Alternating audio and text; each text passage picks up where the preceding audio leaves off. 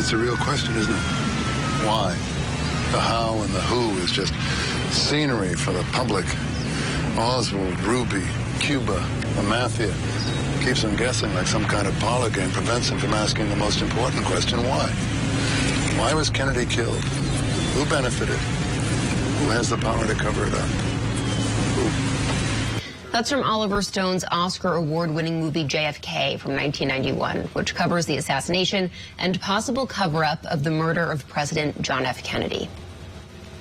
A new survey shows more than 70% of Americans want the final trove of JFK assassination files to be released. The poll coming a week before the documents are supposed to be released this Thursday, December 15th.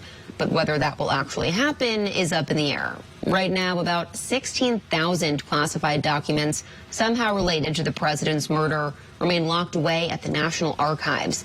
A 1992 transparency law was supposed to force the release of them years ago, but the CIA, FBI, and other agencies fought to keep them concealed. In 2017, former President Donald Trump sided with them and waived a legal deadline to release classified documents. Last year, President Biden ordered a review of the files to allow more of them to be made public this month. Now, a research group has sued the administration for access to them. The vice president of that group, the Mary Farrell Foundation, joins us now, Jefferson Morley. Jefferson, thanks so much for joining us. Hi, thanks for having me. So first off, this week, will we finally know what actually happened in Dallas in November of 1963?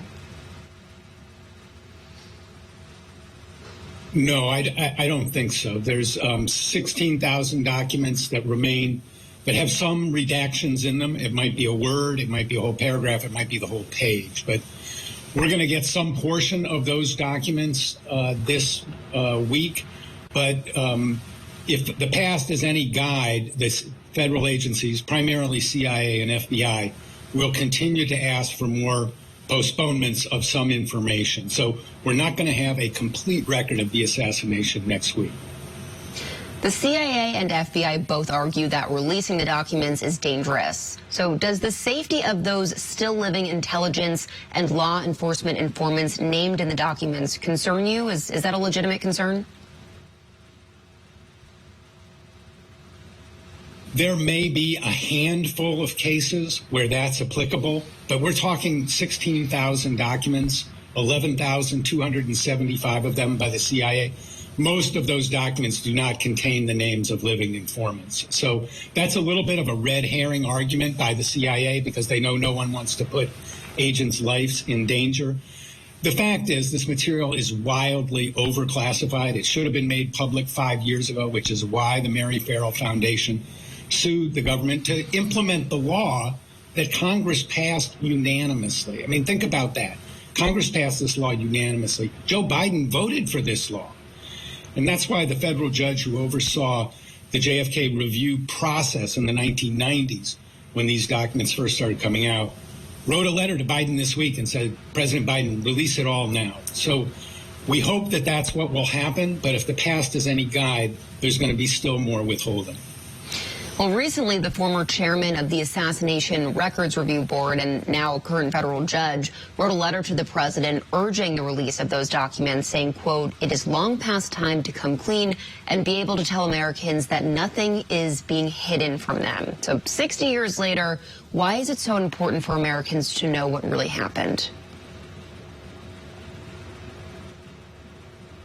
Well, because it's not clear that the official story that the president was killed by one man alone is true. In the same poll that you cited at the beginning about people wanting all of this information released, that same poll found that 50% of Americans believe that more than one person was involved. So the government does not have credibility with the majority of the people right now on this issue. So if we want to restore confidence in government at a time when democracy show people that the government can be transparent and responsive to the popular will, this is a very good test case of whether that.